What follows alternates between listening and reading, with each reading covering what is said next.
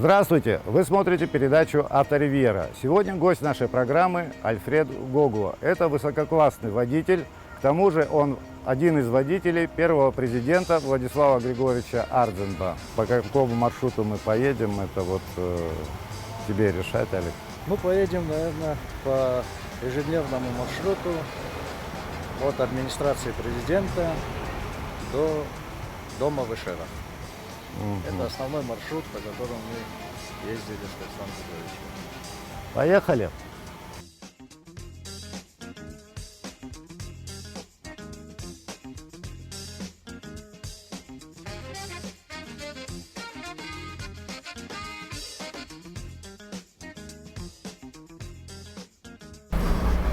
Мы сейчас не случайно отъехали от Парка Славы, от Музея Славы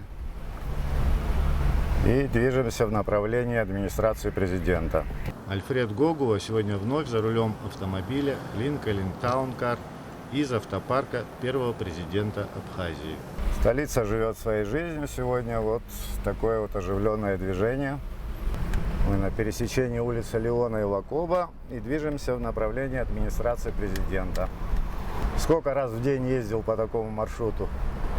Ну, ежедневно утром сюда, вечером обратно. Ну и дополнительно, наверное, приходилось... По заданию приходилось выезжать.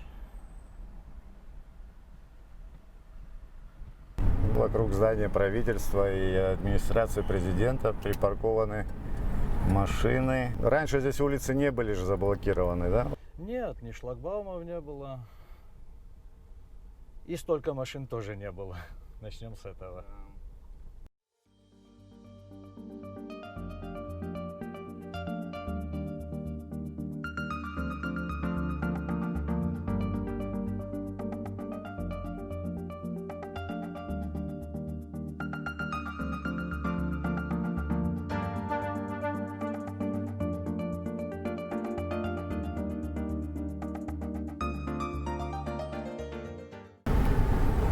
Ну, вот этот подъезд, куда вы подвозили президента. И по сей день это также. Центральный вход в здание администрации.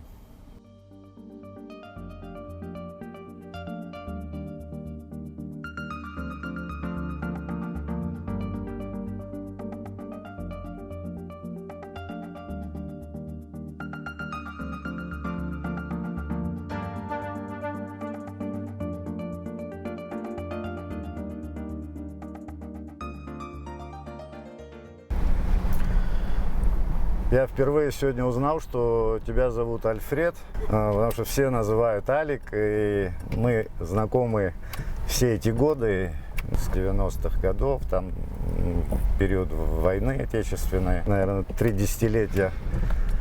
Вот, поэтому мы с тобой на «ты». Однозначно.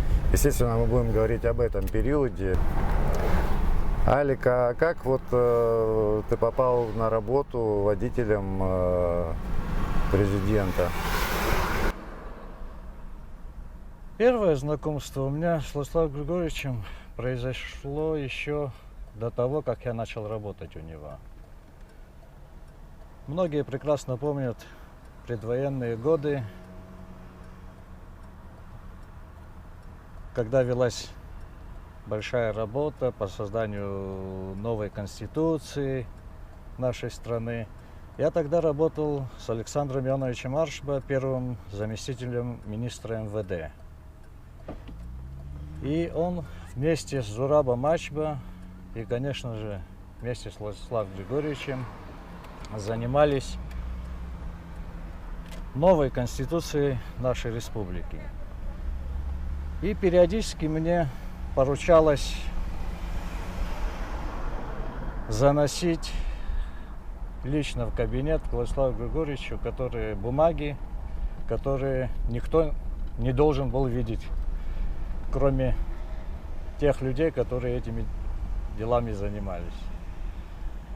Позже, к весне 91-го года, с ним тогда работал Сосо Каджая, и второй парень был, он ушел с работы, и мне было предложено такая вот ответственная работа Если честно, я даже не знал на тот момент, радоваться этому или потому что это была большая ответственность, так как Владислав Григорьевич для всего нашего народа был кумиром. А мне тогда было всего 24 года. Шел 25-й год, и я, будучи таким молодым и на такой ответственной работе, даже себя не представлял, если честно. Но потом со временем все пришло на свое место, потому что сам Владислав Григорьевич был такой человек, он мог и с младшим общий язык найти, имел особый подход к людям.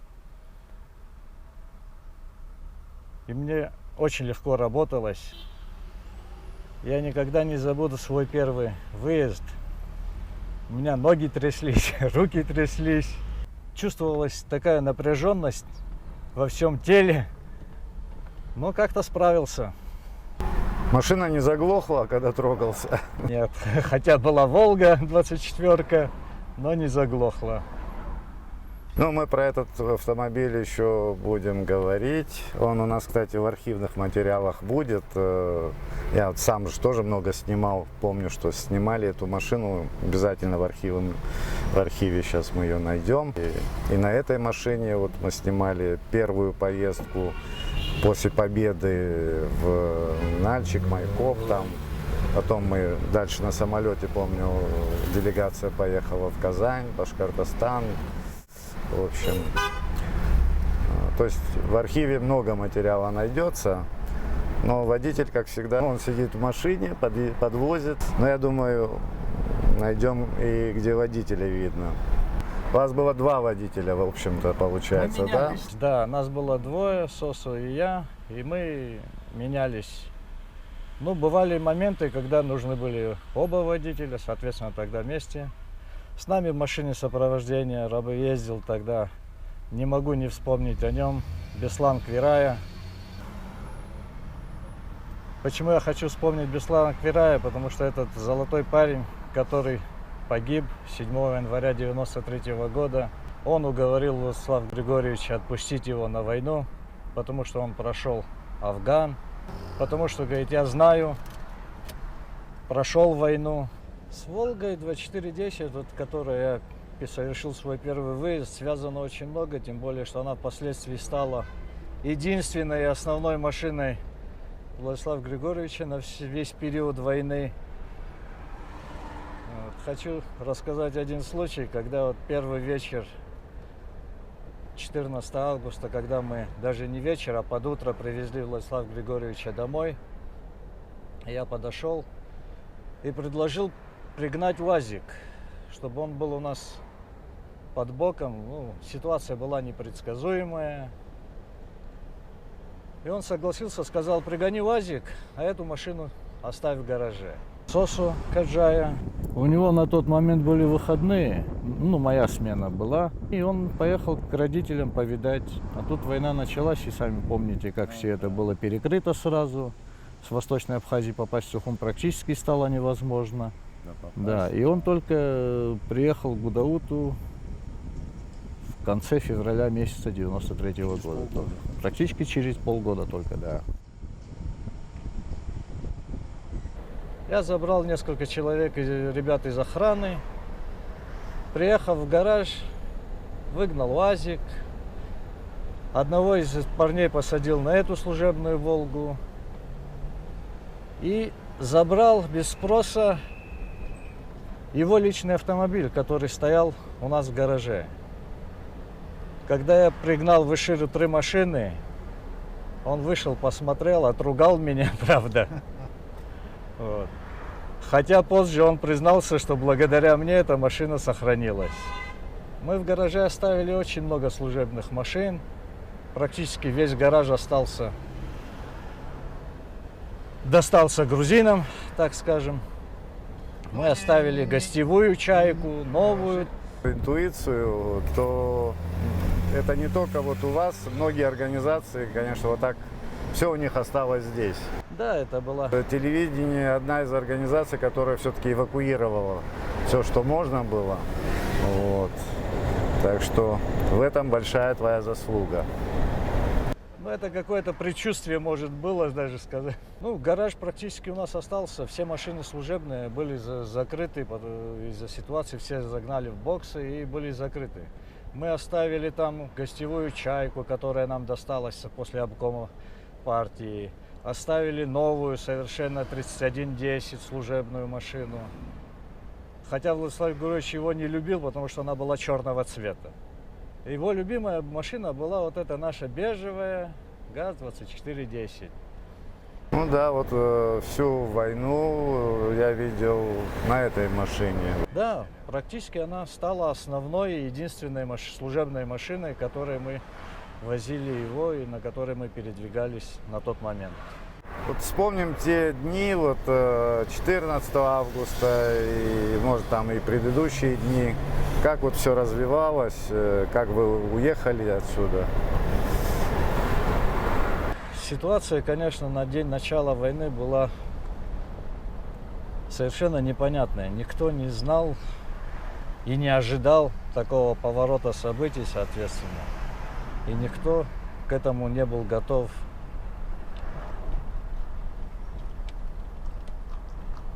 Но А когда был последний выезд из здания Верховного Совета Абхазской ССР, тогда еще так называлось, с работы, в общем? ну, с работы мы уехали где-то после обеда, часа 3-4 это было. Поехали, сейчас помню, вот сюда на Маяк, заехали на базу российских пограничников, потому что спецсвязь уже контролировалась Госсоветом, и оттуда Владислав Григорьевич связывался с руководством России. Я помню, уже находясь в Гудаутах, ну, я постоянно должен был находиться возле машины, в машине, независимо. Прозвенел звонок, поднимаю трубку, я опешил. Борис Николаевич звонил, Ельцин. Спрашивал, где Владислав Григорьевич. Я быстренько поднялся, позвал его. И вот они поговорили. У нас стояла ВЧ-связь, это спецсвязь правительственная на той машине. Мы там были допоздна, и оттуда мы поехали в Ишеру. А с Ишеры на следующий день мы уже больше так и не вернулись в здание Верховного Совета. На следующий день мы поехали в Гудауту. Потом в Новый Афон вернулись. А позже, на третий день, уже временный Верховный Совет был организован в городе Гудаута. Там был впоследствии и штаб, и все. Была, конечно, сильнейшая паника и среди населения, и среди руководства. Но благодаря Владиславу Григорьевичу все это было направлено на организацию вот какую-то, да, вот мобилизацию. Ну вот когда вы по этому маршруту ездили, останавливались где-то, бывало такое там? Не, ну во время движения мы не останавливались, мы шли колонной 3 машинами. Впереди ехал Толик Чапагуа. У нас он тогда ездил на шестерке, на Жигулях. Мы это Волге. Как бы сопровождение от госавтоинспекции получилось. Да, это было. Потому что на первый, у нас же в начале войны и до войны не было никакой службы охраны. Мы все были прикомандированные. Толик Чапагуа был из ГАИ прикомандирован, я из МВД, Беслан Квирая из КГБ, получалось, тогда прикомандирован. И сотрудники охраны тоже были все прикомандированные из силовых структур. Это впоследствии уже было создано и служба охраны. Да. А вот на УАЗике, вот я слышал, что президент ездил иногда на этом автомобиле. Но Владислав Григорьевич изначально вообще не ездил на машине, он и не умел ездить.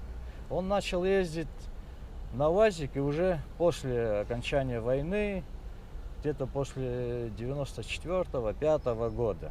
Вообще люди из науки, писатели, они вот, это было для них очень что-то далекое, и многие так и не водили всю свою жизнь автомобиль. Им вот, это не интересно да, было, но скажем. Владислав Григорьевич все-таки, ему ничего не чуждо, видимо, и это ему было тоже интересно. Когда он начинал учиться ездить, он как-то едем и говорит: ты думаешь, говорит, я, говорит, просто так, говорит, сижу, говорит, сзади, смотрю, говорит, я, говорит, наблюдаю, как вы, говорит, руками там что-то переключаете, как вы ногами там дергаете педали. Это все было так и смешно, и это. А впоследствии он сам потихоньку как бы научился ездить, сперва там по двору у себя. Правда, не одно сцепление сжег на ВАЗике, но тем не менее он вполне хорошо начал ездить, хотя в возраст... Чемчира ездил, Да, по-моему. сам он ездил уже и без посторонней помощи. На выходные, на море ездил. Хорошие рассказчики из любого случая интересную историю могут рассказать. Я работал в доме, и необходимо было куда-то поехать, а не было соответствующей одежды, и поехал на квартиру в город на своей машине сам за рулем, чтобы взять вещи свои. По дороге, когда я подъезжал к дому, вдруг увидел сотрудника института, в котором я до сих пор являюсь директором Абхазского института языка, литературы и истории, который проходил мимо.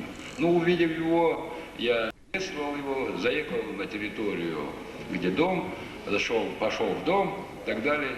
Вот, оказывается, после того, когда этот сотрудник увидел меня, ну, знаете, ученые, они народ своеобразный, поэтому президент тоже своеобразный. Да. И подошел к одному из товарищей, которые живут в этом доме, и говорит: слушай, разве это наш президент? А ему отвечает: нет, говорит, это его двойник. Да. А он, говорит, и тихонечко отправился дальше по своей дороге. Пошел метров, говорит, 10-15 прошел, потом, говорит, вернулся и говорит: если, говорит, это двойник, то откуда он меня знает, говорит. Да. Значит, видите, все же сообразил. А этот товарищ ему говорит: у двойника такая задача поставлена. Всякий раз, когда он кого-нибудь видит, он должен со всеми здороваться. Тот говорит: второй раз, понял, и пошел.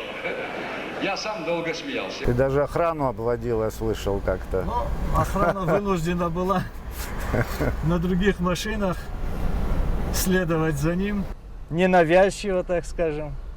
Он очень относился, знаете, он не любил вот этой помпезности, лишней охраны. Даже вот эта вот машина, которая появилась у нас в 93-м году, в самом после окончания войны, вот, он на ней вообще не любил ездить. Мы на ней выезжали только когда вот выезжали на какие-то дальние расстояния, на Северный Кавказ, там, на какие-то важные встречи. А так повседневно мы на ней никогда не ездили, потому что он не любил. Он даже 31-ю Волгу не хотел на ней ездить. Ездили на Северный Кавказ. Но когда выезды вне Абхазии, естественно, машина должна быть соответственно представительского класса. Ну и сколько вот ездили вот вы на этом автомобиле, сколько вот километров, миль здесь, да, вот? Ну, здесь в милях, да. Ну, мы на этой машине немного проездили. Вот на сегодняшний день у нее пробег, если в километры перевести, около 59 тысяч километров всего. Это несмотря на то, что этой машине уже получается 27 лет. Она была, да, восстановлена, доведена до первоначального состояния. Ну, ровесница нашей победы, 93-го года. Ровесница нашей победы, 27 лет ей. Был момент, я помню, мы выезжали на встречу в Сочи, Бочаров ручей. Я вот не помню непосредственно, не с Ельциным это точно был, помню, но с руководством России была встреча. На границе нас встречало российское сопровождение помимо нашей. И буквально недалеко от границы, километров 5, навстречу шла машина «Победа» с абхазскими номерами. И российские гаишники, ну, взрослый мужик был за рулем, растерялся, и российские гаишники, подставив свой автомобиль, убрали его с нашего пути. И эта победа, представляешь, Гарик, она аж в воздухе перевернулась, упала на крышу, и увели ее, отвели от колонны. И потом уже по приезду на дачу выяснили, это был пенсионер из Нового Афона, который приехал получать пенсию в Адлере. И на обратном пути он растерялся, он не видел столько мигалок. На тот момент это было все в диковинку. И я, как сейчас помню, Владислав Григорьевич попросил не наказывать этого бедного человека. Что, я думаю, было и сделано российскими властями. Ну, сейчас мы переезжаем через Гумистинский мост. Сейчас подъедем к мемориалу Владислава Григорьевича Арзенба. Естественно, выйдем, поклонимся.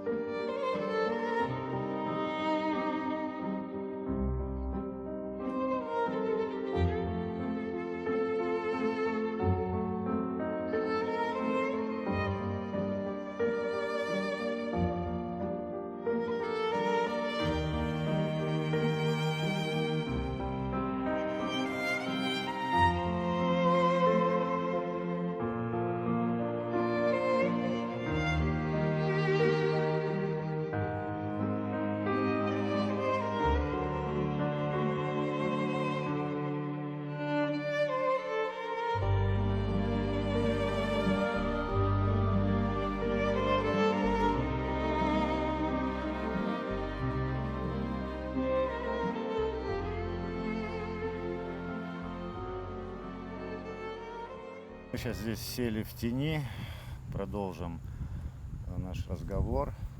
Вот.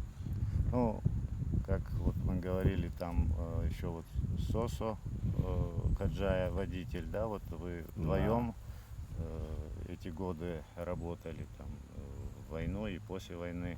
Как-то было какое-то общение же, да, наверное, с Владиславом Григорьевичем? Какое отношение было вот у него к вам, конкретно водителям? Да он ко всем к нам, кто его ежедневно сопровождал, было такое отеческое отношение. Мы даже мелочь, скажем, такую, бывало, приезжаем к нему домой раньше, как бы раньше времени. Вот. Он всегда звал с собой за стол, завтракать заставлял. Вот. Нам все это неудобно, неловко себя чувствовали как-то, но отказаться там вариантов не было у нас. Мать Надежда Шабановна очень приветливая, мягкая женщина была. Она всех как нас считала, как вот своими детьми. И вообще, что бы у каждого из нас не произошло там в семьях, там хорошее, плохое, не было случая, что Владислав Григорьевич остался бы в стороне. Без внимания никогда никого из нас не оставлял. Всегда интересовался, как у нас дела дома, как там дети. А вот по работе, по езде вашей какие-то Ну, были? по езде, знаешь, Гарик, как? Сказать, что он скорости боялся, нет. Ну, мы и особо-то не гоняли, но тем не менее, по необходимости, там, скажем, до 100, до 120 километров в час мы могли разгоняться, как бы позволяли себе такое, когда дорога, соответственно, позволяла. Ну, иногда это необходимо. Да. Но Даже, это было наверное. просто иногда и необходимо. Еще один момент, что нас же никто не учил, понимаешь? Мы все практически самоучки на своем энтузиазме, на своих мыслях, как себя вести, как сопровождать, как обеспечить максимальную безопасность. У нас же службы как таковой не было, мы все самоучки. Да, в кортеже это особые тоже навыки нужны. Ну да, дистанция минимальная, чтобы никто не влез в кортеж, отсекать встречные машины, там, сзади идущие машины. Тут приходилось не в 2 глаза смотреть на дорогу, а во все 4, и если не в 8, как бы. Потому что постоянно приходилось по зеркалам крутить головой, глазами, взором, чтобы Ну да, там Постоянно, каждая машина, да. наверное, там у нее своя задача, кто прикрывает, кто вот, Предвидеть ситуацию на шаг, на два, на три даже иногда. Это необходимость этой работы была. Вот. Помню, после войны приезжал начальник охраны Ельцина и с личной охраной он проводил инструктаж. небольшой инструктаж, да, как бы. Ну, то, что он говорил, практически мы уже все это прошли на себе, так скажем. Потому что, когда шла война, там своя специфика особая. Все люди были вооружены, все ходили с оружием. А Владислав Григорьевич никогда, и чтобы его заставить одеть бронежилет, это было что-то из ряда выходящих. Потому что он не то, что не боялся, для него это он не хотел выглядеть среди людей Ну, неуверенным. неуверенным, да, потому что на него все смотрели, от его даже взгляда, действия, жеста. Очень много зависело во время войны. Ну, он же ездил и на позиции во время Да, войны. ездили мы и на позиции, помню, сентябрьское наступление, мы возвращались с верхних позиций и попали под минометный обстрел, такой плотный минометный обстрел. Мы вынуждены были остановить машины, забежать, там была небольшая расщелина. Забежали в эту расщелину, и вместо того, чтобы мы его прикрывали, он нас всех как бы вот так обнял, и мы там отсиделись буквально, не помню, минут 15-20, наверное, пока это все стихло. А когда вышли, обнаружили, что несколько осколков попало в машину. И вот один из осколков зацепило, сзади меня сидел Гембер, царство ему небесное, в середине Владислав Григорьевич, а с той стороны сидел Ясон Бганбе. И вот осколок чесанул ногу Гембера вот, с задней стороны и вошел под сиденье, именно под среднее сиденье, где сидел Владислав Григорьевич. Но, слава богу, все обошлось. Это во время движения. Один из осколков вошел именно под то сиденье, на котором он сидел. Удивительно. Ну и в Ишевскую позицию были поездки. Помню еще случай, когда он нас послал забрать, эта машина его личная, так и осталась дома. И уже это был, наверное, где-то ноябрь месяц, наверное. Он говорит, поезжайте, пригоните эту машину уже в Гудаутах, там, ну, здесь сильные обстрелы были. Вот. Я, Джон Хутаба, Гембер Кардзенба, мы приехали на УАЗике, выгнали машину, и только мы выехали с поворота, и тоже снайперский обстрел начался. И мы там виляли, но успели, ушли. Там да, были такое. определенные места, где... И впоследствии, я вот об этом говорил уже или нет, не помню, но Владислав Григорьевич как-то вот высказал, что эту машину тебе надо было подарить, потому что благодаря тебе она сохранилась. Вот его личная машина. Такое тоже вот было. Линкольн, в общем, был таким выездным автомобилем, да? Вот, Гостевая машина. Гостевая машина. И когда вы ездили либо в Россию, либо когда приезжали гости, вот встречали. На ней гостей. встречали, да. Вот. На ней мне приходилось встречать и бывшего, министра обороны России Павла Грачева, министра иностранных дел Козырева, его зама Пастухова. Тот часто очень приезжал в Абхазию, занимался переговорным процессом. Шойгу встречал я на ней, когда тот занимался гуманитарной помощью, да. Да и остальные, Березовского на этой машине очень часто мы возили, когда он был председателем Совета Безопасности России. Мы, телевизионщики, часто сидели у Анатолия в машине с мигалками. И вот. снимали. У каждого была своя работа, да.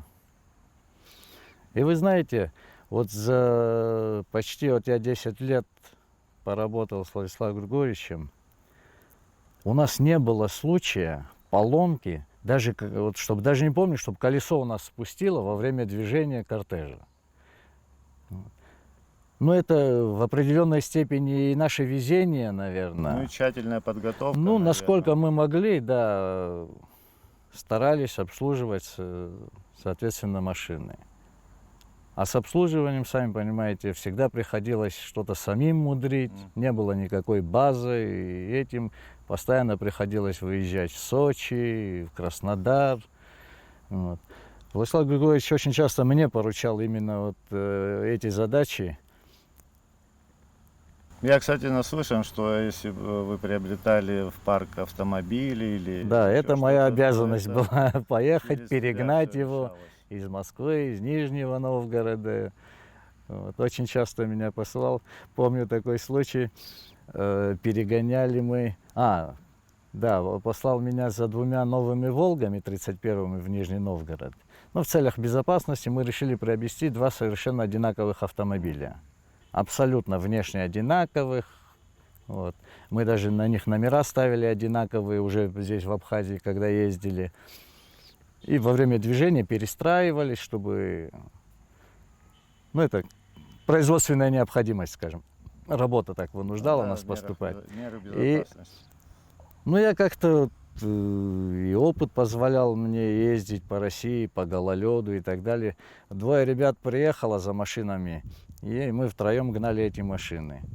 И вот на одной из остановок по России, когда вышли с машины, не буду называть его имени, он подскользнулся и упал. Он говорит, что это? Я говорю, что, лед, говорю. А я, говорит, что, по гололеду ехал, говорит. Я, говорит, больше не сяду за руль. И вообще сам Владислав Григорьевич любил очень технику. Он как-то, помню, меня вызвал один раз в кабинет, показывает журнал. Только-только вот начали в России появляться вот эти бензокосы, бензопилы, вот эти, ну, те, что сегодня мы уже все привыкли видеть. Он показывает, ты, говорит, видел, говорит, такое? Посмотрел, для меня тоже это было в диковинку. Мне, говорит, вот это дали, говорит, журнал, поезжай, говорит, в Сочи, говорит, и найди, говорит, где-то, посмотри и купи, говорит, мне его. Я помню, дня 2, наверное, находился в Сочи, искал координаты, где эти вещи продаются. Был единственный магазин тогда вот в Сочи, Husqvarna открыла представительство вот шведское. И вот я тогда приобрел мотокосу. И он этой мотокосой, он вообще любил дома сам все огородом заниматься, он и двор косил, и все знают, как он, и там и пшеницу пробовал сеять у себя. Он всегда говорил, что он отдыхает только у себя в огороде, иначе у него не получалось отдыхать. Вот именно морально, психологический отдых у него был только вот когда он работал у себя в огороде. И вот он всегда любил, чтобы техника была соответствующая. И когда даже он меня послал на госдачу работать, поезжай, говорит, опять же, купите, говорит, все оборудование, технику, говорит, чтобы вы там смогли привести в порядок все этот, парковую зону, весь этот дендрарий. И я вот с Ибрагимом Авизбом мы вместе даже сами лазили на вышки, эти пальмы подрезали, эти газоны косили. Тогда и с рабочей силой как бы все было напряжено, и мы и охрану подключали туда. Вот такой вот он был человек, уникальный был человек и по жизни, и в политике.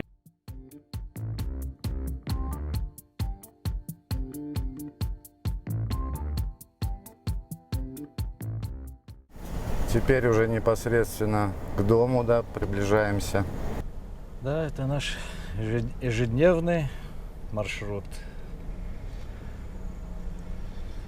А мы здесь только во время войны и ездили каждый день туда-сюда. И дом проезжали часто. Да, вот этот участок простреливался. Особенно вот, спуск, вот да. здесь поворот вот этот хуже всех был. Да, вот этот поворот и внизу выезд уже на дорогу через Нижнюю Шеру туда.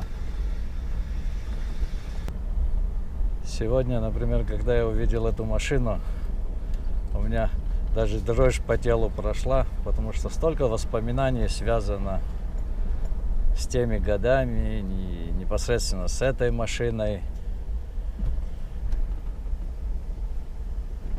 Всех наших поездок.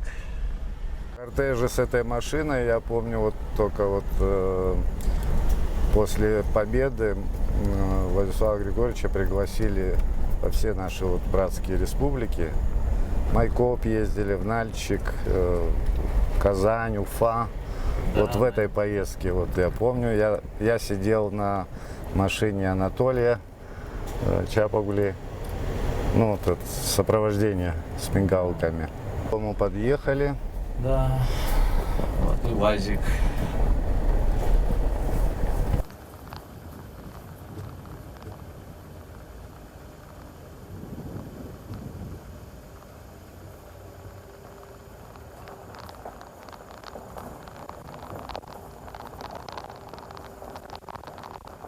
Вот так вот ежедневно мы приезжали сюда. Особенно это было, как обычно, всегда это вечером, поздно вечером. Бывало, ночью поздно приезжали, потому что для него не было нормой заканчивать работу в 6 вечера.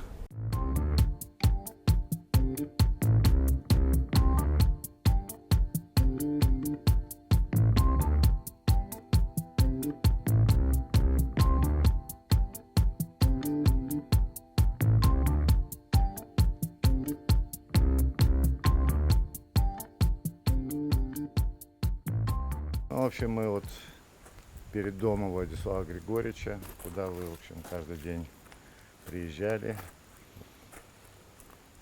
Как он только приезжал домой, буквально 5 минут переодевался в домашнюю одежду и сразу в огород, в теплицы, проверял там, как у него огурцы, помидоры, и всегда нас угощал своими вот выращенными овощами. Нравилось ему ходить? Не, очень, да. Он всегда говорил, что вот детства, отдыхает только вот именно у себя в огороде. Понятно. А это вот тот УАЗик? А этот тот да? самый УАЗик, да, на котором он ездил по селу здесь, на поле, где он сажал овес на зиму. На море ездил он на ней. Здесь находится в хозяйстве. Не с гидроусилителем? Нет? Да, этот с гидроусилителем А то... и длинная база на ней.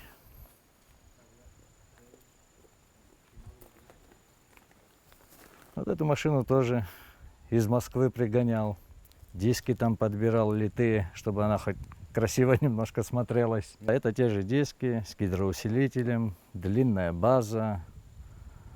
Ну, конечно, УАЗик без гидроусилителя в управлении очень тяжелый. И, конечно, это хорошо, что он был с гидроусилителем. Ну, это мы подыскивали, подбирали машину непосредственно. Алик, расскажи нам об этом Линкольне. Машина Lincoln Town Car. Она, как и все американские машины, большая, мощная. В длину она почти 6 метров. Двигатель здесь стоит 8 цилиндров объемом 4,6 литра, мощностью 193 лошадиные силы. В ходу она очень мягкая, у нее сзади пневмоподвеска идет. У нее очень плавный ход. Ну, аппетит, конечно, у него хороший. Не без этого, как и все американские машины. Очень надежная, удобная, комфортабельная машина. Да, машина специальной серии.